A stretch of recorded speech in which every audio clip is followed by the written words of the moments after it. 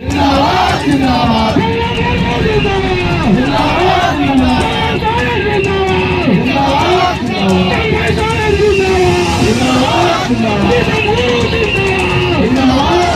बहुत clear stand है। पिछले बार हम लोग 1 लाख से वोट से जीते थे, इस बार हम लोग 1.5 से 2 लाख से वोट से। असल में हुआ क्या कि बोरियो से हमारे दल के ही विधायक हैं माननीय लोबिन हेम्ब्रम जी, और आज के डेट में विकास का काम में वे बातें नहीं करते हैं, कहीं ना कहीं अपना पार्टी के विरोध में बेसी रंग बदल रहे हैं। कभी चुनाव लड़ेंगे, कभी बीजेपी से लड़ेंगे, कभी झापा से लड़ेंगे, तो कभी कटवा का काम करेंगे, या जेएमएम का जो यूटी है उसके विरोध में जाते हैं वो। तो हम लोग उसको अपने से अलग मान चुके हैं और हम लोग के बीच में वो किसी तरह का प्रभाव नहीं है। ये अगला सरकार में जिला लेवल में डीएमटी का फंड हुआ ही नहीं करता था, और इस सरकार में तकरीबन इस क्षेत्र को विकास करने के लिए 9 से 10 करोड़ प्रत्येक साल मिलता है, अपना विधायक निधि है। 24 की लोकसभा चुनाव की बात करें तो इस बार जो है राजमहल लोकसभा सीट पर बड़ा दिलचस्प चुनाव होना है।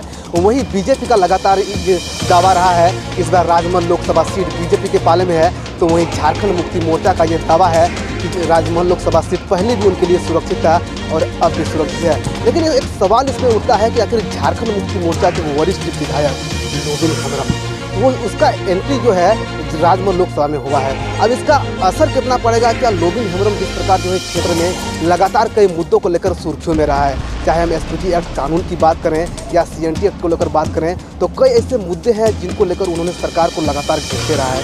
क्या इसका असर भी जो है 2024 का चुनाव में पड़ने वाला है? मेरे साथ यहाँ पर देख पा रहे हैं झारखंड मुक्ति मोर्चा के और बहुत सारे कार्यकर्ता है। अगर हम बरहेट के प्रखंड अध्यक्ष की बात करें या फिर राजमहल लोकसभा क्षेत्र के सांसद प्रतिनिधि की बात करें, वो सारे यहीं पर उनसे हम लोग बातचीत करेंगे और जानेंगे कि सर अगर हम 2024 चुनाव की बात करें, खास करके राजमहल लोकसभा सीट इस बार सबसे बड़ा हॉट सीट माना जा रहा है। बीजेपी का दावा है कि राजमहल लोकसभा सीट उनके पाले में जाएगी। जेएमएम का इस बार क्या स्टैंड है? जेएमएम का बहुत क्लियर स्टैंड है। पिछले बार हम लोग 1 लाख से वोट से जीते थे, इस बार हम लोग 1.5 से 2 लाख वोट से जीतेंगे, क्योंकि हमारे सांसद चाहे हमारी सरकार जिस तरह से काम किया है उस बलबूते पर हम लोग ये दावा कर सकते हैं हम लोग 2 लाख वोट से जीतेंगे। बीजेपी का दावा है कि झारखंड सरकार ने जो झारखंड मुक्ति मोर्चा की सरकार है उन्होंने कुछ नहीं किया, सिर्फ दिखावा किया। ये कैसे आप बोल सकते हैं? आप देखिए ना, सरकार का कामकाज देखिए, पिछले 5 साल का कार्यकाल देखिए, आज इस बार का कार्यकाल देखिए, इसमें कितने सारे काम हुए, कितने लोगों को वृद्धा पेंशन मिला, कितने लोगों बच्चियों को पैसा मिला, कितने लोगों को साइकिल मिला, कितने बच्चियों को साइकिल मिला, बच्चों को साइकिल मिला। इस तरह से अनगिनत काम है। अब वो आवाज़ की शुरुआत हुई है कितना हिट तरीका से, उसको आप देख सकते हैं। बहुत सारे काम हैं।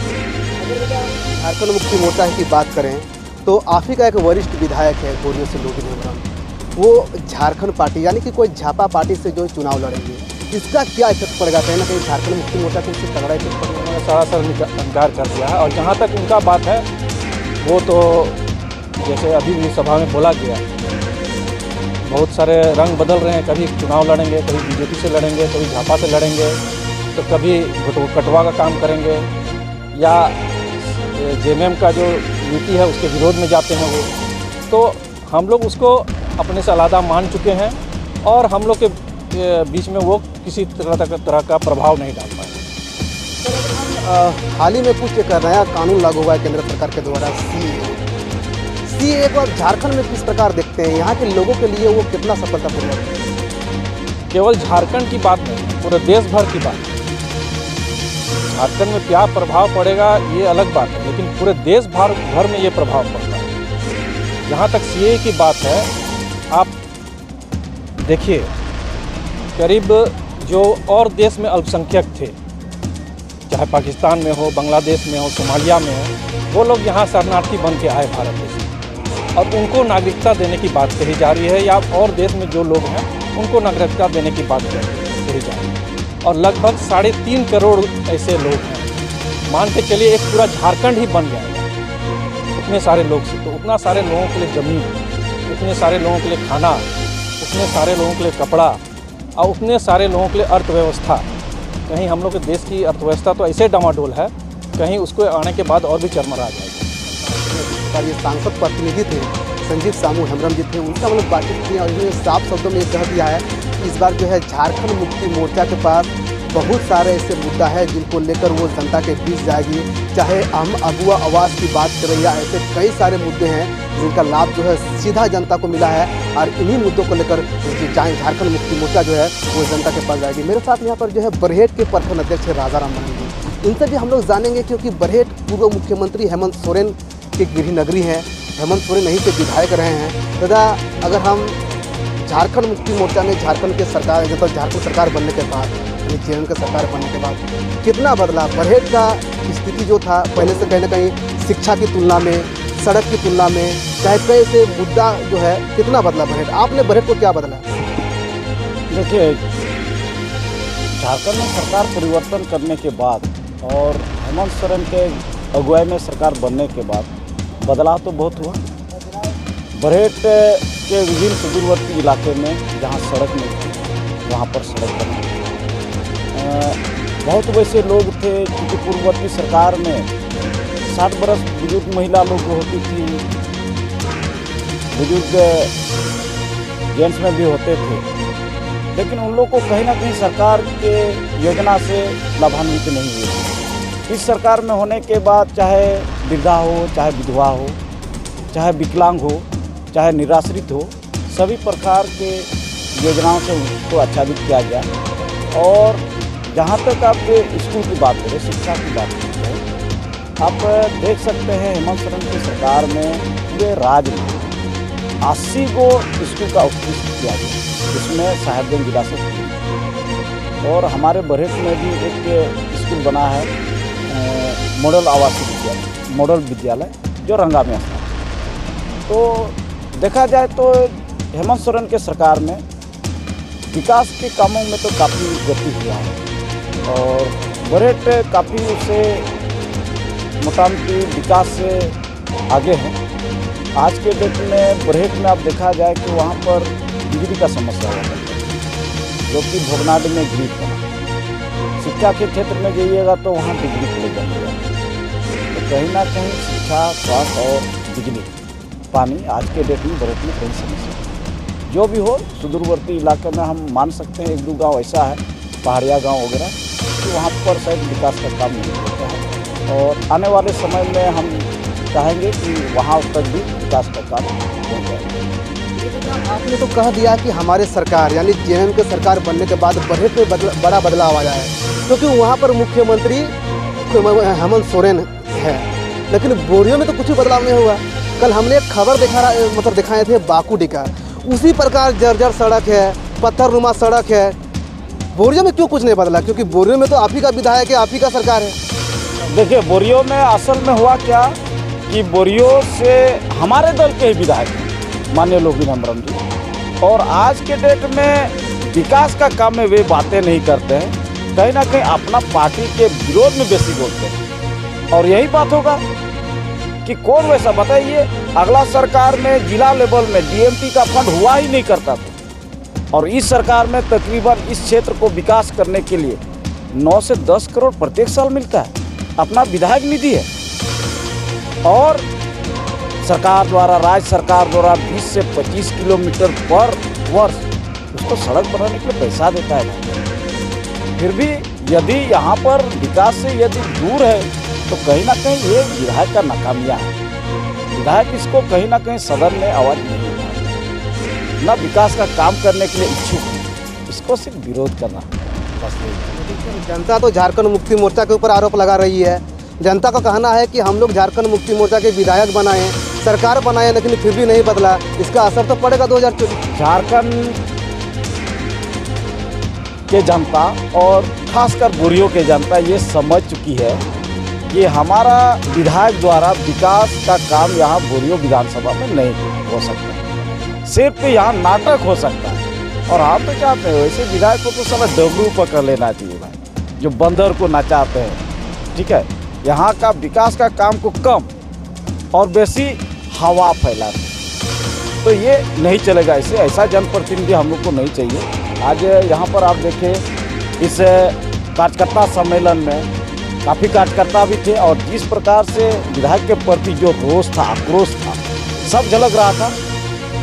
और यहाँ का सारे कार्यकर्ता का डिमांड था कि आप राजमहल लोकसभा से जो भी प्रत्याशी हो, हम लोग प्रत्याशी को नहीं देखते, हम लोग पार्टी को देखते हैं। और पार्टी मीन्स गुरुजी और हेमंत सोरेन का हाथ को मजबूत करने के लिए आज दृढ़ संकल्प के साथ जा रहे हैं। धन्यवाद सर कि हमारे साथ जुड़े और बताएं कि आखिर जो है बरहेट कितना बदला और बोरियो क्यों नहीं बदला। बोरियो के मेरे साथ एक मुखिया भी हैं, उनसे भी हम लोग बातचीत करेंगे, इनसे भी जानेंगे। तो सर आप बताइए, आप बोरियो का है, बोरियो का एक मुखिया भी है, बोरियो कितना बदला, क्यों नहीं बदला, ये तो सवाल है। जनता 2024 में आपसे और आपकी सरकार से पूछ रहा है कि आखिर भाई हम लोग रोड़े वाला पत्थर पर कब तक चलेंगे और 3 किलोमीटर दूर से पानी कब तक ला करके पिए। ये हमारे माननीय विधायक का नकामी है जो कि बोरियो विधानसभा में काम नहीं करा। उनको सरकार से मिल करके यहाँ का जनहित का जो मुद्दा है उसको उठाना चाहिए था, उस पर कार्य करना चाहिए था, लेकिन उन्होंने नहीं किया। उनका बस आरोप लगाना, क्योंकि उनको मंत्री नहीं बनाया गया, इसलिए वो हमेशा से आरोप लगाते रहे और उन्होंने क्षेत्र पर कोई ध्यान नहीं दिया। सर आप आरोप लगा रहे हैं उनको मंत्री नहीं बनाया गया, तो आखिर पार्टी के अंदर का जो बात है उसका तंज जनता क्यों झेले। जनता तो ये नहीं चाहता है, जनता तो ये चाहता है कि हमारा विधायक है, हमारा सरकार है। ये विधायक, वही तो मैंने बोला पहले कि ये विधायक का नाकामी है कि उन्होंने क्षेत्र में काम नहीं कराया। वो उल जुलूल की बातों को, लोगों को हेन तेन प्रकार लोगों को उलझा कर रखने की बात हमेशा करते रहे, इसलिए आज इस क्षेत्र में काम नहीं हुआ।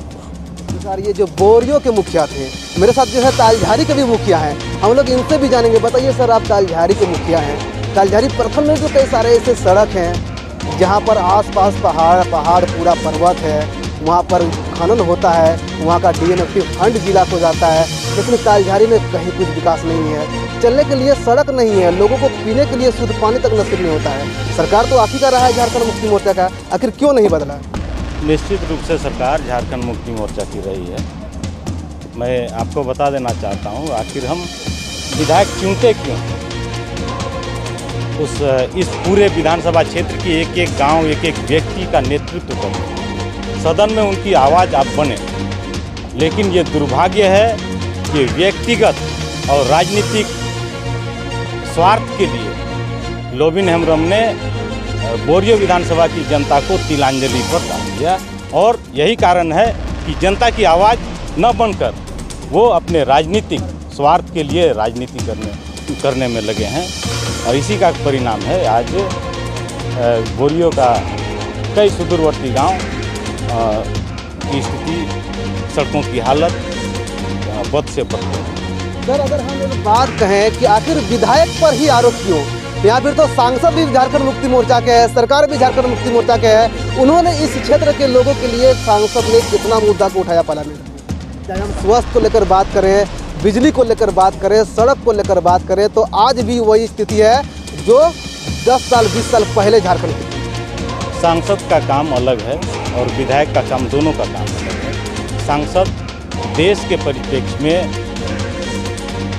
अब राजनीतिक निर्णय लेने के लिए, नीतिगत निर्णय लेने के लिए लोकसभा के सदन में अब आवाज़ उठाते हैं। और आवाज़ उठाने में झारखंड के विषय पर निश्चित रूप से हमारे सांसद, लोकप्रिय सांसद विजय हांसदा ने आवाज़ को बुलंद किया है। झारखंड की आत्मा जो झारखंड में बसती है उनको सदन तक पहुंचाने में वो सफल रहे हैं। लेकिन दुर्भाग्य है भारत की सरकार, केंद्र सरकार इस क्षेत्र को के साथ सौतेला व्यवहार किया है और इस क्षेत्र में किसी भी बड़ी परियोजनाओं को धरातल पर उतारने में नाकाम रही है और नहीं उपेक्षा किया। धन्यवाद सर कि आप हमारे साथ जुड़े। ये तालझारी के मुखिया हैं पोलूस मुर्मू, इनसे भी हम लोग बातचीत किया। जिस प्रकार जो है अगर हम बोरियो विधानसभा क्षेत्र के बोरियो की बात करें, बरहेट की बात करें, तालझारी की बात करें, आप इन क्षेत्रों में जो है इन क्षेत्र के लोग हैं जो झारखंड मुक्ति मोर्चा के ही लोग हैं, वो आप यहाँ के स्थानीय विधायक जो झारखंड मुक्ति मोर्चा के हैं उसी के ऊपर सवाल उठाने लगे हैं और उनसे आप जो पूछने लगे हैं कि विधायक ने हमारे लिए क्या किया। लेकिन जो है लोबिन हेम्ब्रम, उनका भी ये कहना है कि हमने तो जनता के लिए बहुत सारे काम किए हैं, हमने कई ऐसे विकासशील योजनाओं को धरातल पर उतारे हैं, लेकिन अब ये देखने वाला बात होगा 2024 का चुनाव में कि आखिर इसका इफेक्ट जो है वो कहाँ तक पड़ता है और जनता किसको समर्थन देती है। कैमरामैन विष्णु के साथ गोविंद ठाकुर, ZTV भारत न्यूज़।